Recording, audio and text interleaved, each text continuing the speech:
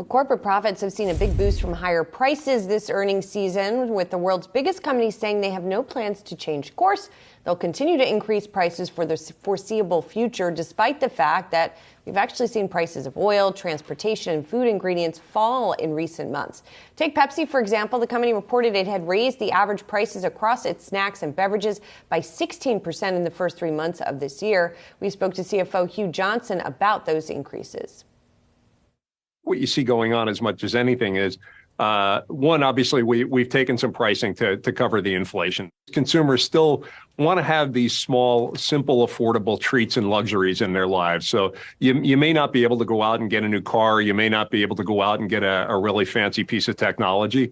But you can afford a bag of Doritos, or you can afford a Gatorade Zero after you work out, or you can afford an energy drink in the morning. So we tend to do pretty well through times when the consumer is more stressed on a macro basis. And that strategy is cushioning corporate profits, but it's keeping inflation elevated. So how should this all affect your positioning? Let's get back to Kevin Gordon, Charles Schwab Senior Investment Strategist. So Kevin, when we hear about the pricing power, and you talked a moment ago about sort of classic defensive names, right?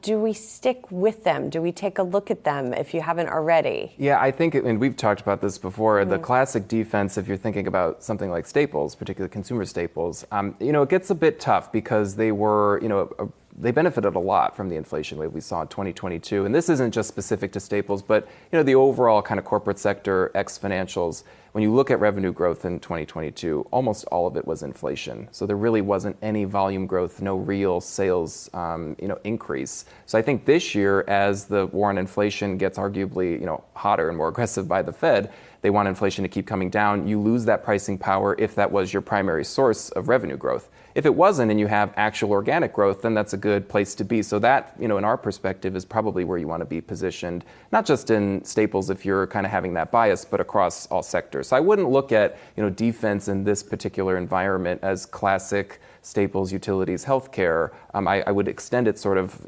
across, from a factor perspective, across every single sector, because that's worked really well, particularly in something like tech, which, is cyclical, and some components are cyclical, but some of those kind of stronger growth value hybrid areas like positive earnings revisions have also been really strong. That's kind of what's kept you in consistent, territory in terms of return strength. For some of the companies that have had to take price action in the face of some of the weakening volume as well, is there still excuseflation present?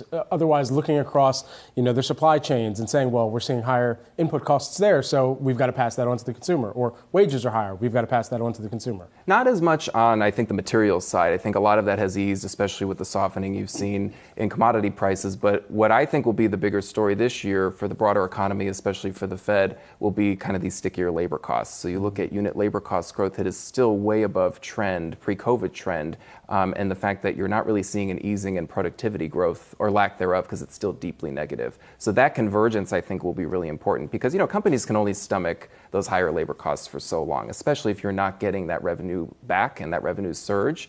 It's working out in the near term a little bit because you're actually seeing forward estimates, earnings estimates hook back up for the broader market. But that convergence, I think, will be really important to keep an eye on, especially as it pertains to overall inflation.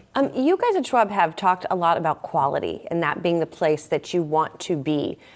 For investors who sort of maybe have trouble getting their hands around quality, is there an index that they should be looking to? Like, what are some tools that you would offer? I mean, there are some that track it, but I think, if you just think about quality kind of in the earnings realm, so actual strong profit margins, and admittedly, you kind of have to go more on a company by company basis, just because that's the nature of markets like this, whether you're in a bear, whether you're in kind of a choppier start to a new bull, if that's what it is. But it goes company by company, especially when you have what we were just talking about, the inflation dynamic that has persisted. But our kind of emphasis has been, especially quality as it relates to, it always kind of comes back to this growth and value debate.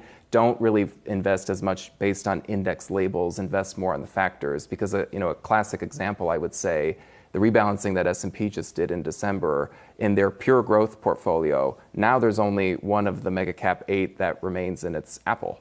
So when you look at that compared to Russell 1000 growth, which is a much broader net, Russell 1000 growth is outpacing S&P 500 pure growth by a significant degree, double-digit percentage points this year. So when you exclude those names that have been carrying everything, changes the trajectory a lot. So if you were investing based on factors, you wouldn't have to worry about this huge differential that's opened up in a couple of indexes. And just quickly, for people who are not familiar with factors, I mean, they're effectively characteristics. Absolutely, it's another word for characteristics, Absolutely. right? And so some of the strong free cash flow, a strong, actual realized earnings growth right now, strong profit margins, both in the rear view, but also estimated looking forward. So everything around what a company expects, not only in the future, because you don't want just a promise, you want sort of a guarantee that it's happening right now. So the mix of both of that is a strong profit margin, but maybe something like positive earnings revisions. That kind of gets you actually in a hybrid growth and value play, because you have the expectation of growth in the future, but you also have forward estimates moving up that brings down valuations. So it kind of gets you more in a sweet spot that way.